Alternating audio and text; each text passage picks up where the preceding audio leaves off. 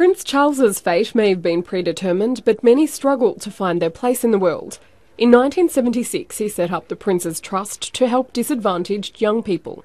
For all the charities that he, is running, so many people have turned their life around. After everything I've been through, I think I would be dead, to be honest. This trust helps youth build self-esteem. I went through rape, sexual abuse, and I went through a violent relationship. That did help, alongside with me and my mum not getting along. And gives them skills and funding to find work. After I kind of had my go at kind of changing the world through music, I had a bit of a reality check, and it wasn't quite as easy as I thought. And then I kind of retrained with the Prince's Trust. Or to start their own business. The rings that I create, I went to a trip to Thailand, and it was through diving in the east of Eden coral reef, and through that's where my jewellery is inspired by. The Prince's belief in social responsibility also extends to the built environment. Well, we've got walls that are made of aerated clay block to hold the heat in or keep the cool in the summertime. They're very efficient. Triple glazed windows, a ventilation system, which these are the air intakes, which passively ventilates the house without mechanical devices.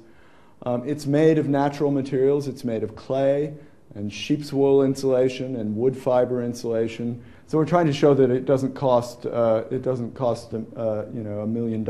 Is that the big problem here? Because that's what most of the skeptics say. It's fine if you're Prince Charles and you can afford to invest in sustainability, but what about those families that just need to get by? We think there are a couple of barriers that people have toward sort of green living, and the first one is cost. The second one is thinking that to live in a greenhouse, they have to live in a house that looks like it flew in from outer space. And the third is believing that it forces major changes in your lifestyle. So the house, we've chosen materials that can be built at volume and that can be built without a huge increase in costs, and you'll get back the 5 or so percent increase in cost from reduced utility bills. Well, I think the figure, if everyone consumed at the rate that my native country or yours consume, we'd need 14 planets. 14? Yeah, worth of resources.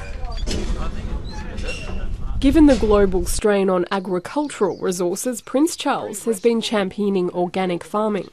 He does a huge amount, and I think that a lot of people are beginning to think, well, actually what he said 20 years ago is probably right now. But David Wilson manages Duchy Home Farm in Gloucestershire, which organically farms sheep, including the rare Hebridean breed, cows and crops. They're things that actually concern everybody.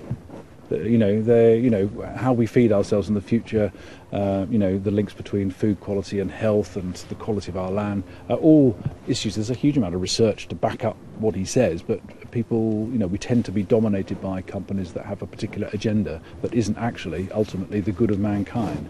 One of the Prince's stops in Australia will be a sheep stud in Tasmania. His campaign for wool has driven up the demand and, importantly for farmers, the price of wool. Well, 4 years ago we sold 1,700 kilos for less than 200 quid. So, less than the price of a designer woolen garment. The price has come up somewhat. It's still undervalued. Wool is still really undervalued in this country. But the Prince of Wales has done an awful lot to try and boost the value of wool in people's minds, and some of the designers, clothes designers, to try and get them to promote wool. Because in a way it's the perfect fibre, in terms of sustainability, because it grows each year on the back of a sheep, and you cut it off and it comes back again.